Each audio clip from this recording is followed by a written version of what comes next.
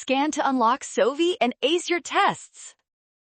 Derivative questions like this get easy quickly, because once you spot the integral setup, the tangent slope at x equals 5 follows from one idea. Since f of x is an integral from 1 to x of t ln t e to the negative t, the fundamental theorem gives f prime of x equals x ln x e to the negative x. Now plug in x equals 5, so the slope is f prime of 5 equals 5 ln 5 e to the negative 5, and that expression gives the exact tangent slope there.